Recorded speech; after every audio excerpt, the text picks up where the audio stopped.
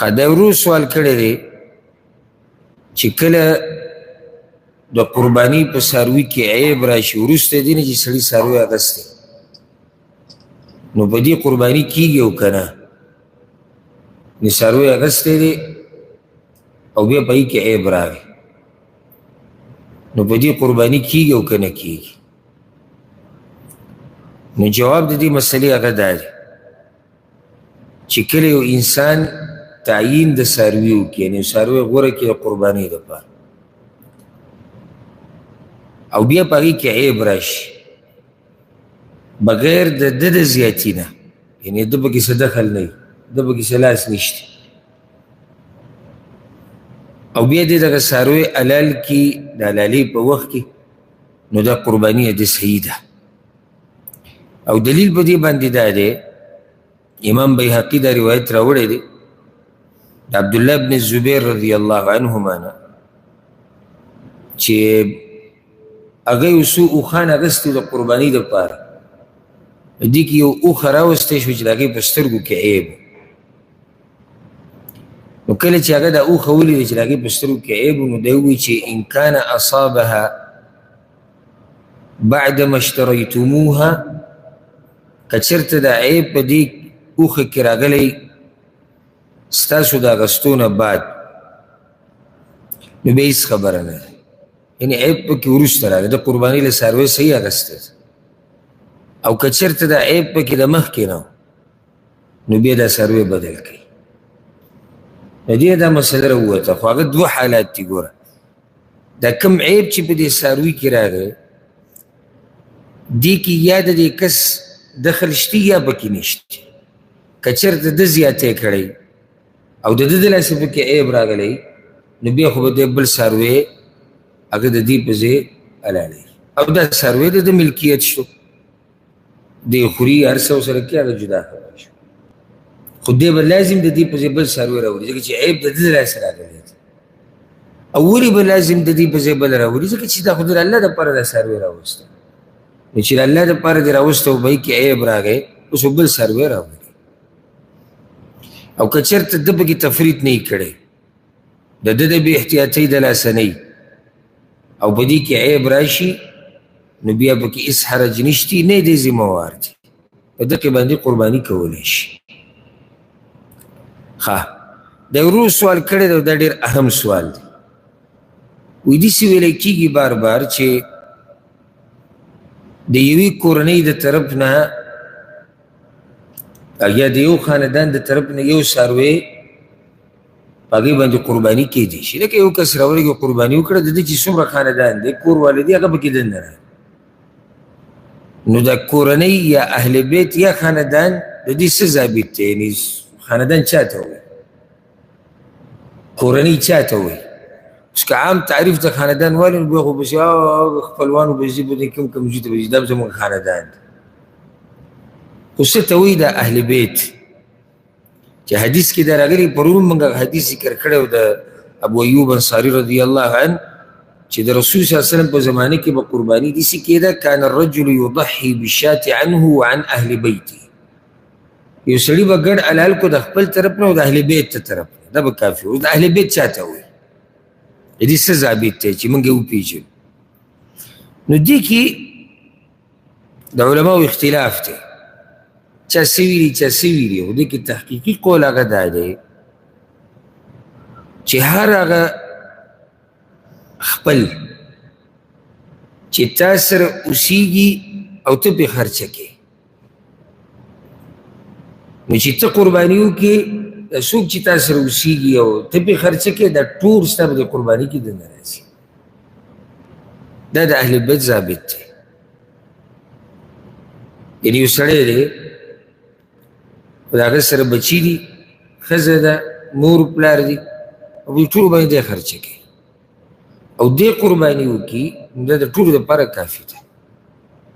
ضرورت نشته چې پلار به جدا قرباني کوي مور به جدا کوي او ښځه به جدا کوي دې ته هېڅ ضرورت نشته او دلته دا مسله یاده کړي دا بعضو مولیانو چې دا نصاب راویستی د قرباني دپاره چې زنانه سره دومره سړی په دې قرباني ده او چې دومره نه دا بې دلیله خبره ده د قرباني دپاره د زکات په شان نصاب نشته قرباني کې دا دي بس چې اوس تېره سي د قربانۍ د کولو نو قرباني وکړه چې اوس تېره سي داسې نصاب نشته چې دومره سره به وي او دومره سپین زر به وي او کال به پرې تېر شوی نه دا خو د زکات مسله ده قرباني کې دا خبره نشته قرباني کې دا چې اوس تېره سي او تا سره دومره پیسې وي چې هغه ستا د حاجت نه او ستا د بچو د حاجت نه او په چا چې ته خرچه کې د هغوی د حاجت نه زیات وي اوس قرباني وکړه بیا دې ته هم ضرورت نشته چې ښځه جدا کړي او خاوند جدا کړي او پلار جدا کړي او زوی جدا کړي نه یو قرباني کافي ده او که اوس یې رسي او کوي الله ولا اجر ورکوي خو نور دا پې لازم نه دي ورې اوس خاوند جدا قرباني کوي ښځه جدا قرباني کوي دوی له به الله اجر ورکوي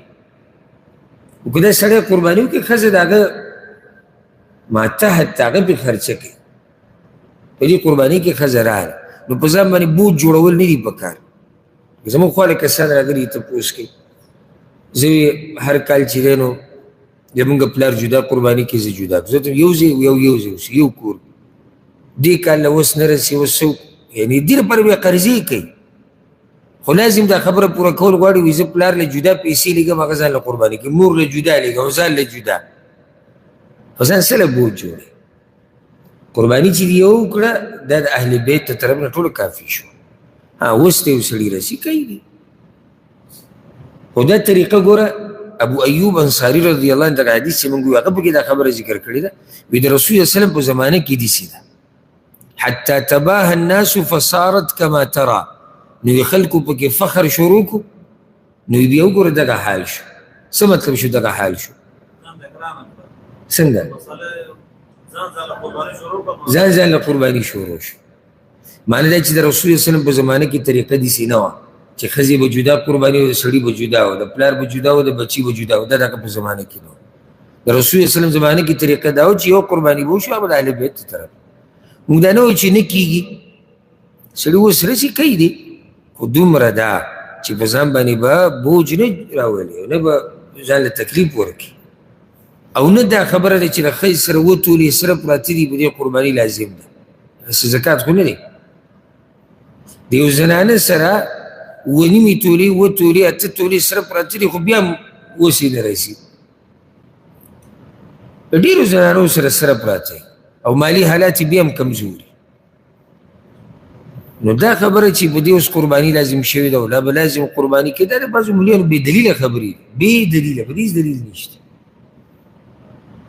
او چې خاوند قرباني کوي دغه ښځې پکې دننه راغله که الله دې کړي چې د دې سره سل تولې سره پراته دا ورسره یاده کړه یو سړی دی هغه قرباني وکړه او د ښځې سره 50 تورې سره پراته دي 100 تورې سره پراته دي په دې ښځه بله قرباني نشته او بیا که خبره که اوس یې رسي او کوي جدا خبره خو نو شریعت پې قرباني نه ده لازم کړی نو اهل بیت هغه شو چې هغوی یو کور کې اوسېږي او د هغوی خرچه نغرې یو اوس داسې هم کیدی شي چې پلار دی او زوی دی دا خپلوان دي که نه دي مضبوطه رشته خو دا ده خو پلار یو کور کې جدا دی او زوی جدا بل کور کې اوسېږي دلته که پلار قرباني وکړي دا د زوی طرف نه نه کېږي زوی پکې نه شریک کېږي که زوی وکړي پلار پکې نه شریک کېږي ثواب کې وایم ورو موږ د ثواب خبره کړې وه دوی داسې شراکت کولی شي داسې نه خبره څوک پوه نه شي لکه اوس یو څاروی دی غوا اوښ او په هغې کې یو برخه دا زوی والي او بله برخه پلار والي دوی جدا جدا اوسېږي او صحیح ده زه مطلب دا کم شراکت چې یادوم هغه په ثواب کې اهل بیت چې کوم ذکر شوي دي چې د هغوی طرف نه دا قرباني کافي ده هغې کې دی نه راځي ته دې بل ځای کې اوسېږي ښه یو ځای کې اوسېږي خو د هغوی خرچه ګټه هر څه جدا دي دا هم جدا دي دا هم جدا حسابېږي او عجیبه زموږ د بعضو د دینداري ده چې کله د دنیا مسله راشي نو دی به وایي دا رور جدا دی او زه جدا یم به وایي دا چغې به وایي خو چې کله د دین مسله راشي مثال کې قرباني مسله راغله وړه مسله دومره ګټه هم نه هلته خو اکثر خلک په یو څاروي کې برخه اخلي او برخه ارزانه هېڅ پې هم نه راځي چې څوک یې کوي دی به اوس دلته دا کوشش وکړي که موږ خو یو کور کې اوسېږو نو خو زمونږ ابۍ مې یو ده او دادا مې یو ده تا ته چا ویلي چې جدا دي مسله دا ده چې تاسو په خرچه کې په مال کې په هر څه کې بېل یې. نن ته دلته ولې دا کوشش کوې چې موږ یو شو صرف دې لپاره چې د قربانۍ نه بچ شي؟ په دې خبرو اترو سره بار بار ما تاسو ته ویلي که تاسو یو عالم ته مسله ډېره تاو راتاو کوي که نه او هغه بیا داسې جواب درکړي ستا د خبرې مطابق ځکه چې تا خبره تاو راتاو کړه په دې باندې هغه حلال تاله نه حرامېږي او نه هغه حرام پې تاله حلالېږي ځکه چې الله ته خو حقیقت د مسلې معلوم دی. الله ته حقیقت د مسلې معلوم دی. ابل ما سره کسان ملو شو چې مالي مسله او دومره دا خبره تاوایه راتاوله ما وتې من الله باندې ټولې دا مسله تاویې راتاوله ته ما ته لنډو الفاظو کې ولې نه وایې چې ستا څه مسله ده ته پته ده که لنډو الفاظو کې ویم خو بیا دی په لنډو الفاظو کې جواب هم راکوي چې دا نه کي نه نه وایي که بالفرض او که دی راشي زما خواله او که زه ورشم د ده خواله او بیا دی ما ته ووایي چې دوه هفتې بعد او زه ورته وایم چې نه زه خیر د میاشت بعد او بیا دې زر راکړي او زه ورته وایم چې نه 4,000 ته واله دی هغه 4,000 هلته د بل کس سره پرېږدي هلته 5,000 راوایي ما تا ته د دې نه خو تا سم هغه قصه دې جوړه کړه سوال څوک داسې کوي هغه چېرته یو هسې منځ کې خبره راغله خوش طبیعتۍ دپاره او درس پکې هم دی او عبرت پکې هم دی دا یو نو سړی خبرې ډېرې اوږدې کوي سوال هم ډېر اوږده دي تپوس هم ډېر اوږده دي هر څه یې اوږده دي نو سړی دا سوال کوي چې الله ده د سوال نه مې هم ساته نو هغه چېرته یو عربي ته چا په دې وټسپ کې دا خبرې لیکلي وټسپ ګوره دې دپاره راوتی دی چې سړی پې مختصر یو بل ته پیغامات لیږي او د بعضو هغه پیغامات نه وي هغه بیا دې ورسره نو هغه عربي ورته واپس کلیک کړی دا هغه ډېر مشهور شوی دی هغه مخکې ورځو کې چا ما ته راولېږه اوس چې څوک په دې ملګرو کې چې زما ورسره پېژنګلوي او قصې اوږده کیسې ورته کلیپ ورولېږه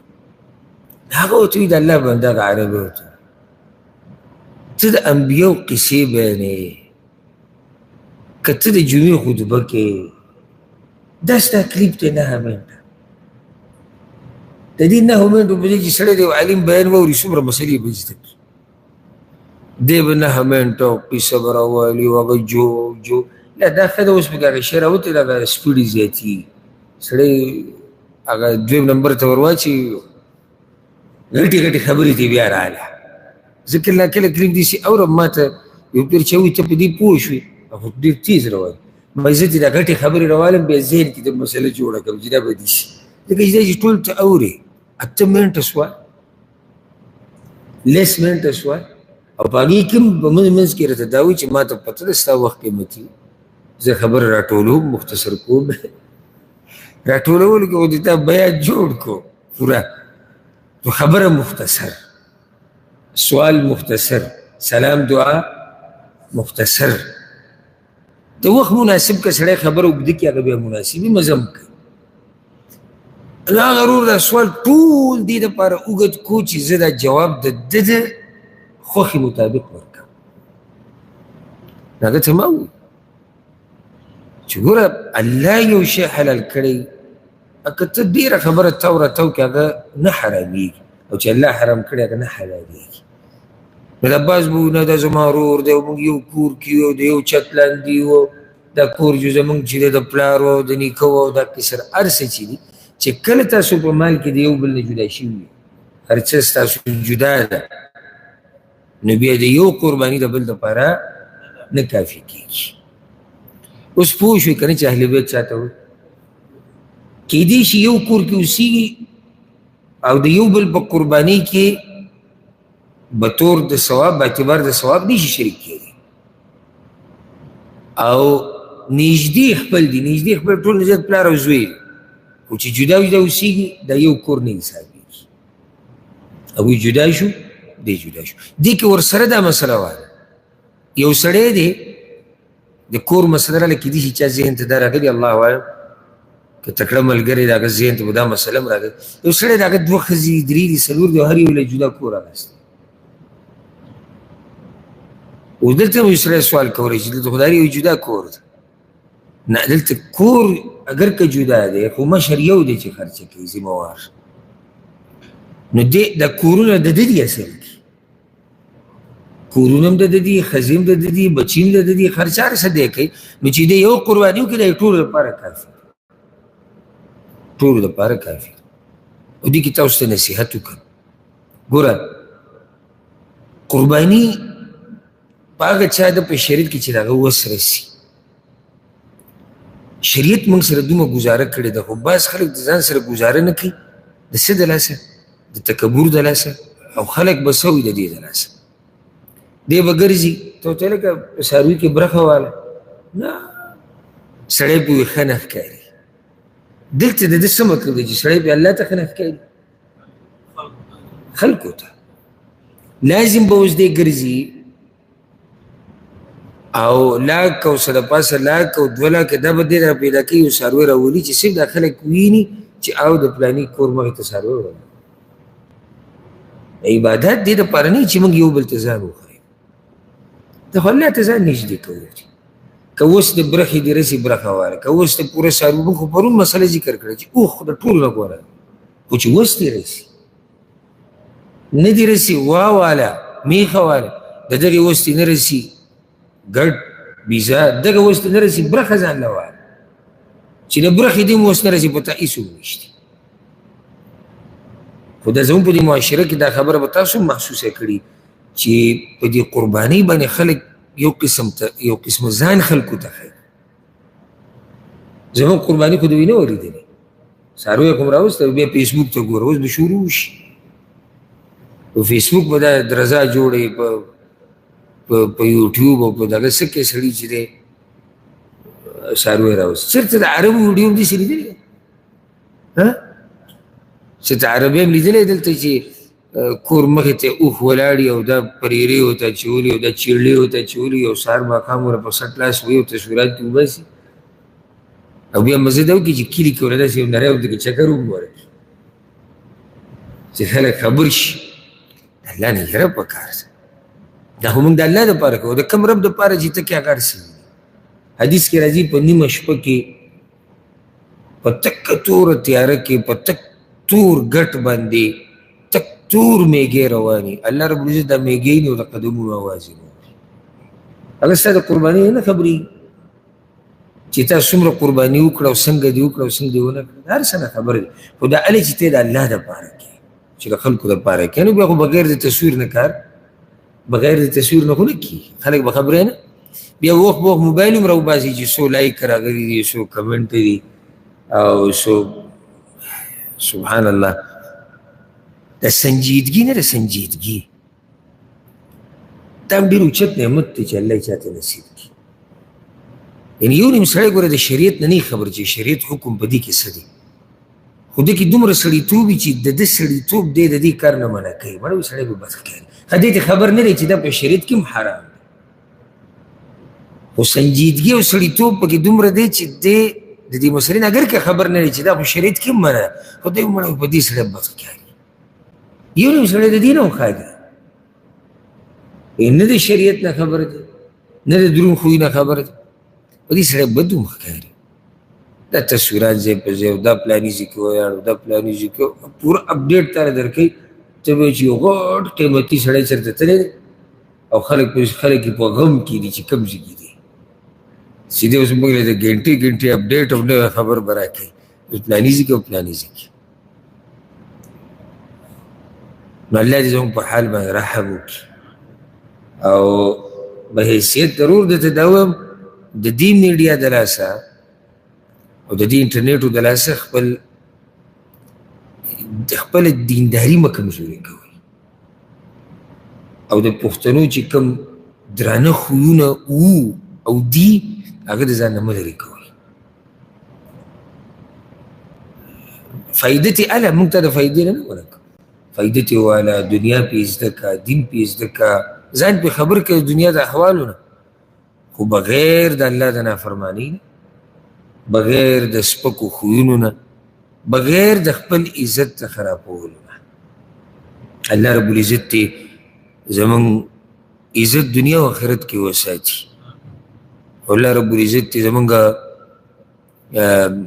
په موږ او زموږ په بچو زموږ په بیبیانو الله رب العزت دې پردې رواچي. دا یو روز سوال کړی دی،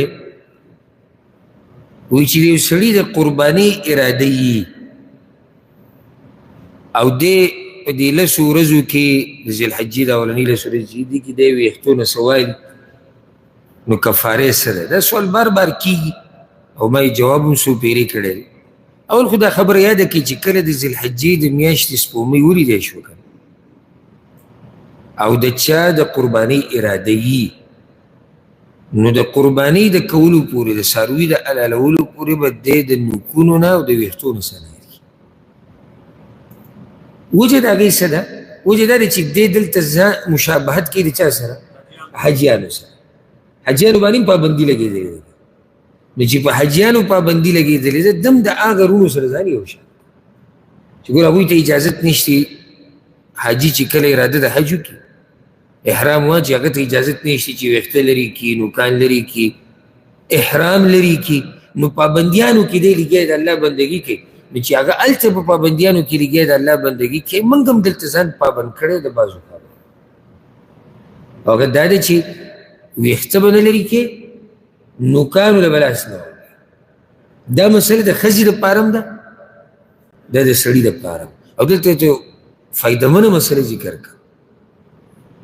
آیا دا د ټولو دپاره دا حکم دی، د ټولې کورنۍ دپاره، که نه څوک چې دا قرباني کوي د هغه دپاره؟ ګوره که یو سړی په احتیاط باندې عمل کوي، چې ځکه بعض علما وایي په ټولو دا حکم لازم دی، ځکه چې ثواب کې ټول شریک کېږي. نو احتیاط خو دغې کې دی کې شک نشته. خو نور زړه په دې مطمئن کېږي والله اعلم چې دا پابندي صرف په هغه چا لازم ده چې څوک دا قرباني کوي او خپل مال لګوي. او دلیل په هغې دا دی، لکه دې حدیث کې دی د ام سلمه رضی الله عنها روایت ته صحیح مسلم کې دی، رسول صلی الله علیه وسلم وایي اذا رأیتم هلال ذي الحجه، تاسو چې د ذوالحجې د میاشتې سپومۍ ولیده، واراد احدکم ان یضحي، او تاسو کې څوک اراده لري چې قرباني وکړي، فلیمسک عن شعره واظفاره، نو دی دې د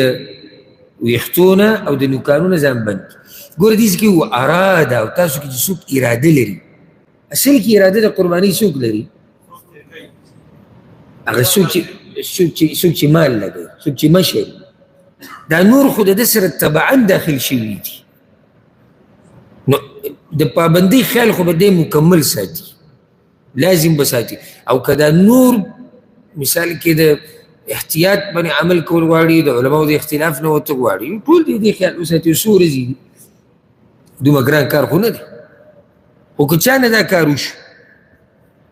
سړی دی پوهه نه دی، یا یې قصدن دا کار، ګوره دواړو کې فرق دی. چې پوهه نه دی، نو الله یې بلکل نه رانیسي، خپله قرباني دې وکړي. یا تیر شو، یا چا پې زور زبردستي وکړه. ښه یو سړی پوهه دی دا کار یې وکړو، د ګناه وکړه. خو د دې کفاره څه ده؟ هغه استغفار دی، توبه ده، الله ته واپس کېدل دي، بله څه کفاره یې نشته. او قرباني دې خپله وکړي، قرباني صحیح ده.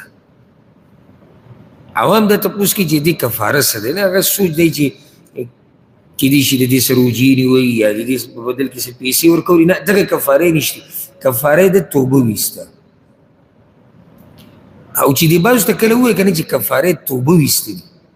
نو ده ته دا وړه ښکاره شي د هغه رجوع او د پیسو نه، چې زه دا اسانه ده. نه،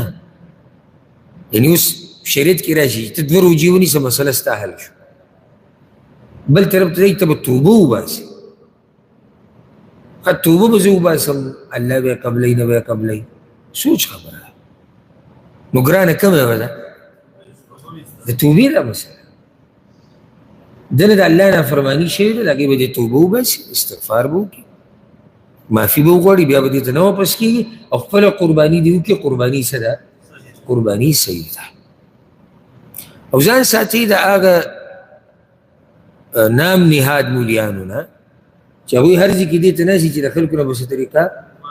مال ووایي. دا مې یو موقع تا ته به وایي چې صبر وکړه، دا به اوس د ورځې شمارو،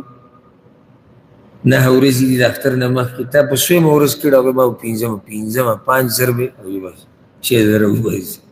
چې وایي دا حساب شو. داسې علماو نه ځان ساتي، مولیانو عفوا علما مولیانو چې به دین پوهه نه وي او هسې پې نیم د ملا پروت او به دغه خلکو ته دا کیسې بیانوي. دا یو وخت کې که تاسو ته یاد وي د روژې کې دا مسله چا مشوره کړې وه د بعضو چې کم سړی مسافري نو دی چې سرسایه وباسي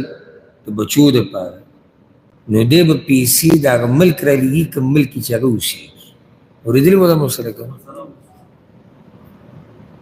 اوس دا مسله د دنیا په یو کتاب کې نشته. زه ځان له دومره حیران کړی وم او هسې مې پسې دا کتابونه وکتو او په دې نېټ کې مې سرچ وکړو. ښه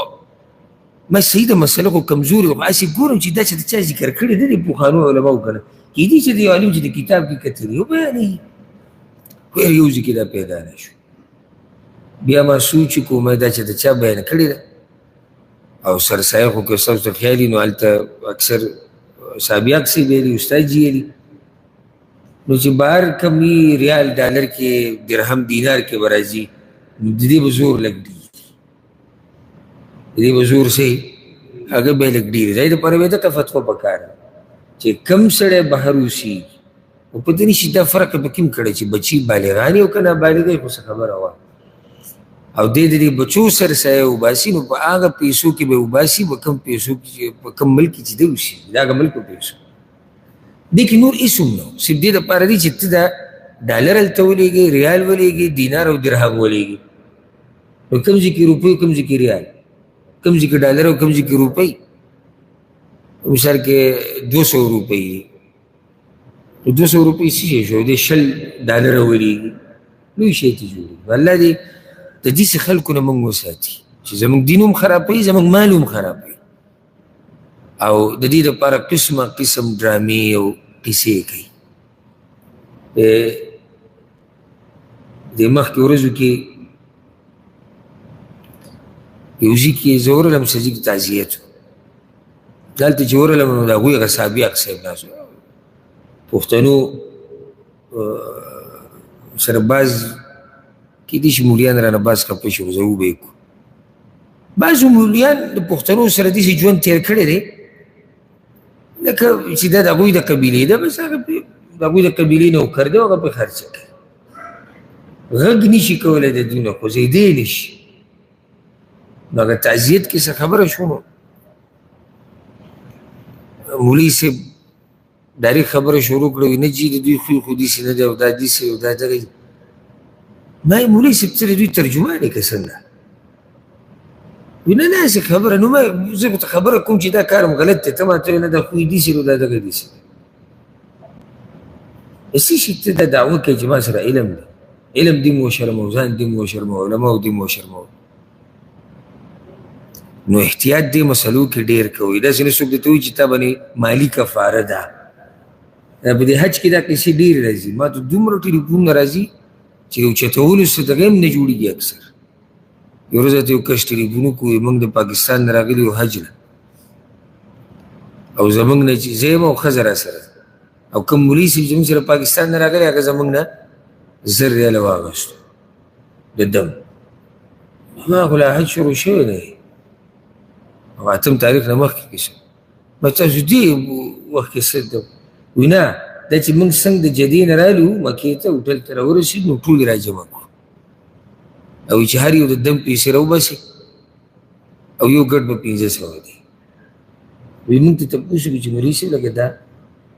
وی موږ خلاصه کړي نه دي وی څه کړي نه دي خو کوئ به یې ځکه چې جاهلان وي.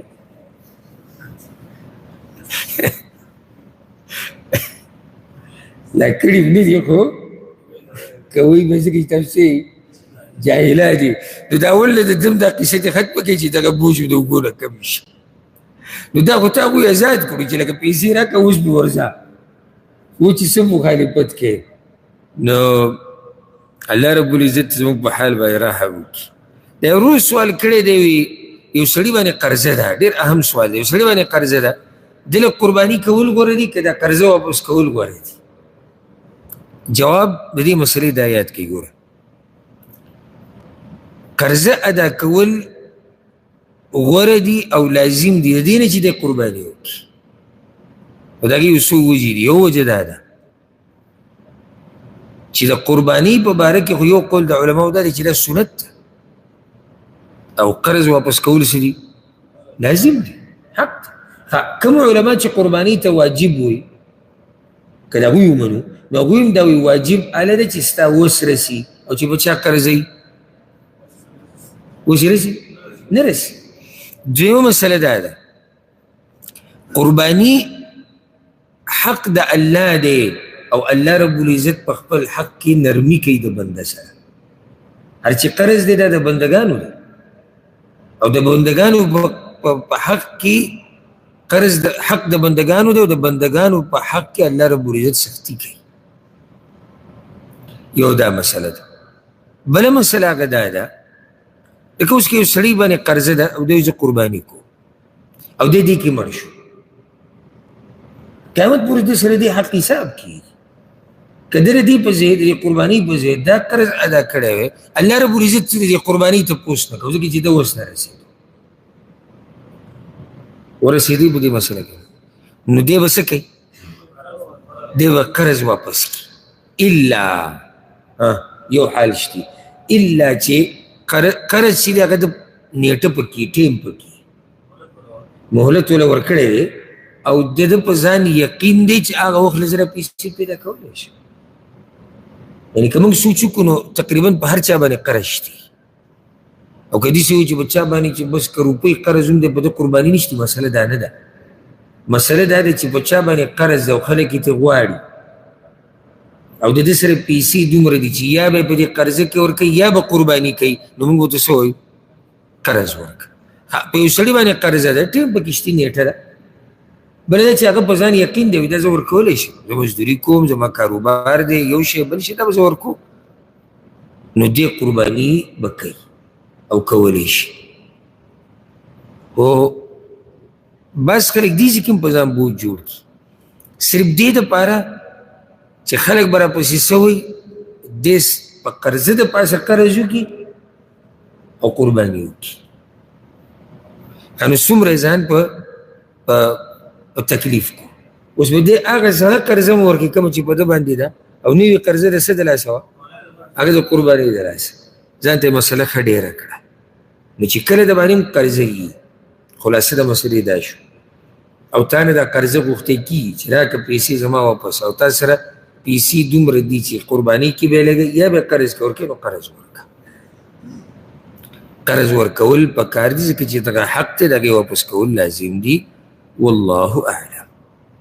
د یو ورور سوال کړی دی دا ډېر قیمتي سوال ده کړی ډېر مزیدار سوال دی. وایي زه دوه مسلې تپوسم یو ده چې نن سبا چې کله د دغه د ورځې رانږدې شي د قربانۍ ده نو بعض خلک په سوشل میډیا باندې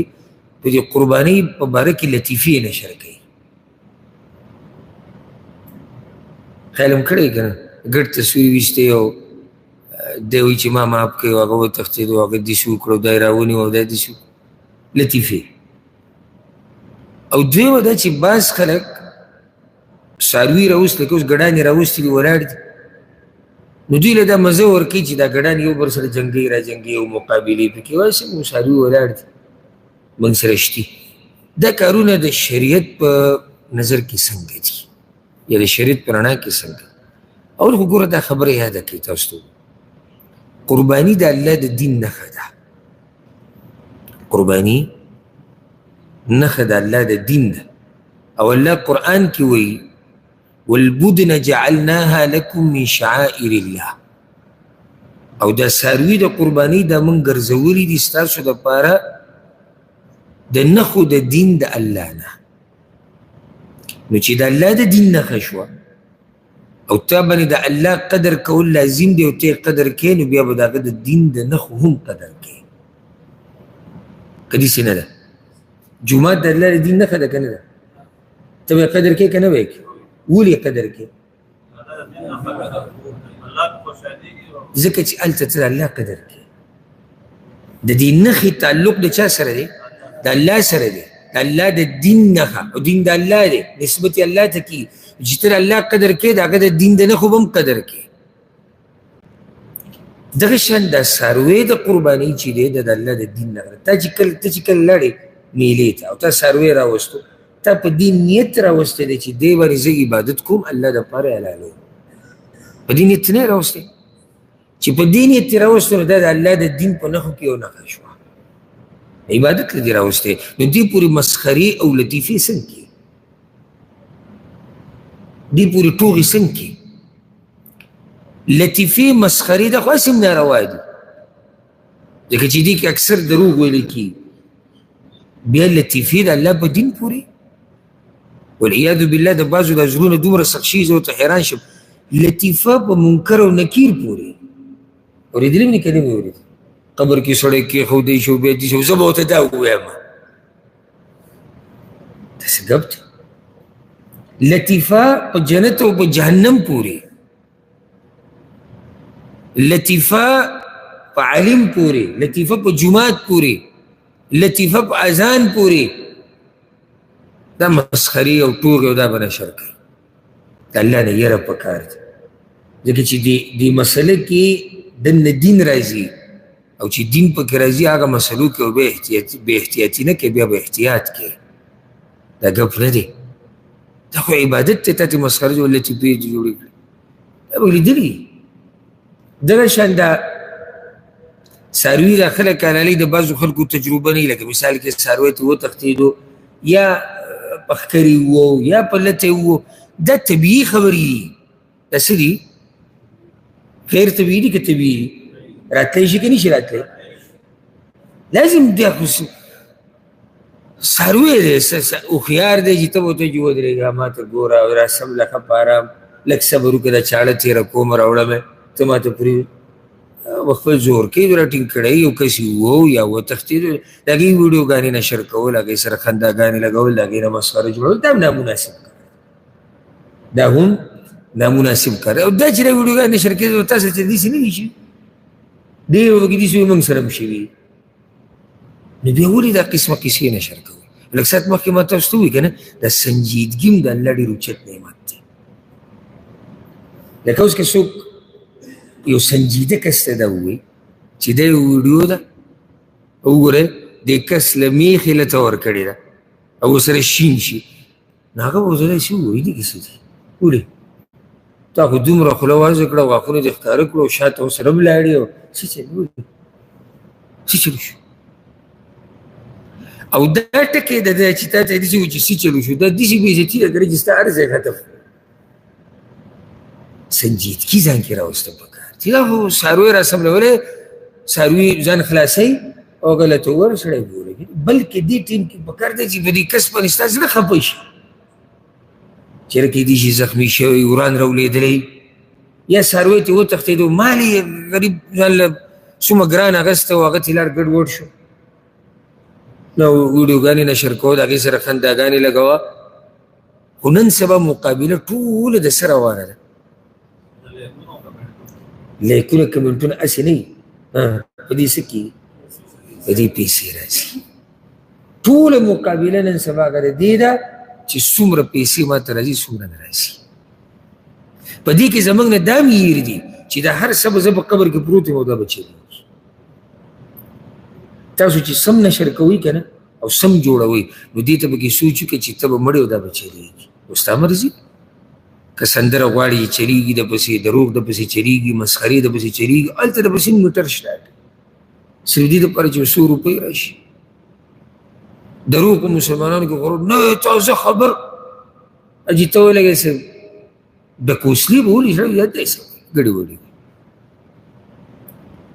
او ما له کله نه کله سمه خندا راشي دغه عنوان راشي پکې ته که په مسافرو باندې ټمبم لکه مسافرو باندې بیا ټمبم راولېدلی اجي ته کولاو کې څه پته نشته هغه لیکلي صحیح د هغه مې په خپله مې پوه چې ما څه لیکلي خو چې ته دا کولاو کې ویې ګوره او دته پیسې لاړې شي نو د الله نه یره کمه شوې ده مه نشر کوئ هغه لطیفې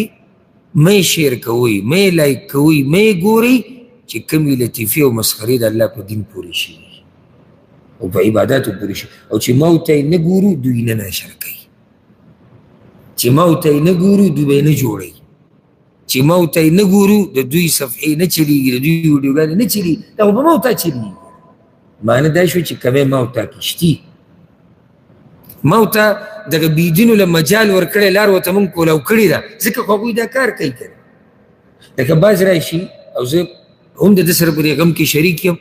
او دا یو درد دی لري یاره پښتانه غلط طرف ته روان دي څنګه غلط طرف ته روان دي ویډیوګانې د ډمتوب او ګانې او سندرې او فحاشي پښتنو کې عامه شوه او ډېره شوه صحیح ده دا درد موږ ټول لرو وجه د دې د خورېدو څه ده خلک یې ګوري که دا نه کتی کېدی نو هغوی بیا څه له کولې پیریان له کوله دا ویډیوګانې چې کېږي او نشر کېږي خو هغوی ته معلومه ده چې معاشره کې داسې طبقه شتي چې هغوی دا قسم جافي ګوري او خوښوي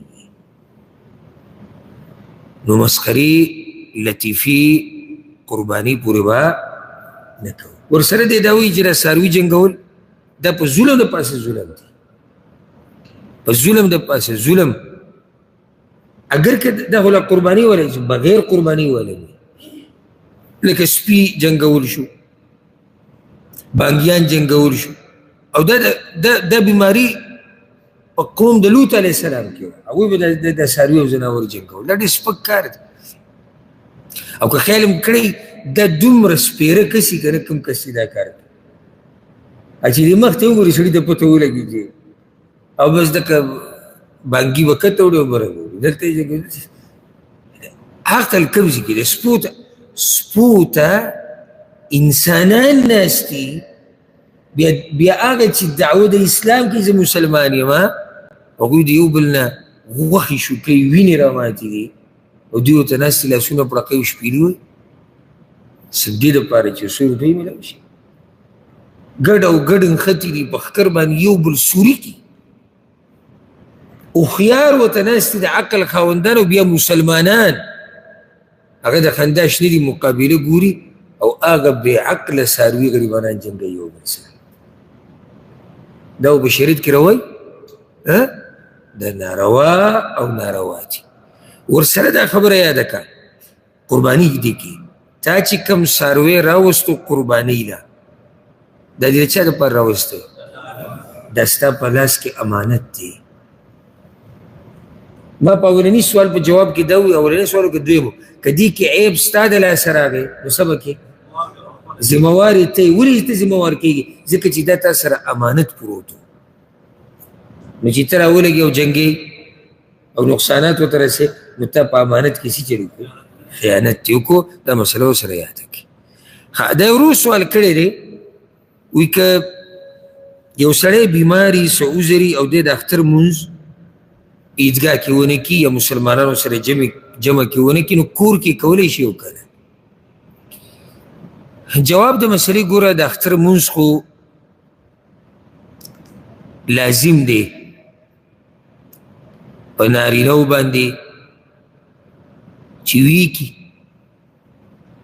او اگر دلایلو ته چې سړی وګوري چې رسول وسلم زنانو ته امر کړی چې راځئ نو نارینه خو پکار دی چې لاړ او لاړ شي سبحان الله دا داسې مونځ دی هغه بې علما هم دې ته خوشحاله هلکه ټول کال مونځ نه کوي او عیدګاه کې اکثر اولني صف کېنایسي دی په صفا کپړې اچولي او داسې خوشبو او جانماز او تسبیح هم ځان سره وړي او چې تپوس وکړي د کال کې دقه دوه مونځونه کوي دا مونځ د دې مونځ ډېر اهتمام پکار دی دا هم د اسلام یو غټه نښه ده ښکاره خو که یو سړی معذوری او هغه یې نشي کولی بیمار دی د یرې حالات دي څه مسله ورته جوړېږي راوتی نشي نو د اکثرو علماو جمهور العلماء دا فتوه ده چې دی کور کې کولی شي بلکې مستحب دی چې دی کور کې وکړي مستحب دی بغیر د خطبې نه څنګه چې هلته دی کې هغه شان دي دلته وکړي صرف خطبه و پکې نه او انس بن مالک رضی الله عنه مبارک راځي چې کله به د هغه نه د اختر مونځ پاتې شو نو خپل کور والا خپل نوکران خادمان هغه ټول به راجمع کړو بیا به عبدالله ابن ابي عتبه چې دا د آزاد کرده غلام هغه به پاڅېدو هغه به 2 رکعته لمونځ وکړو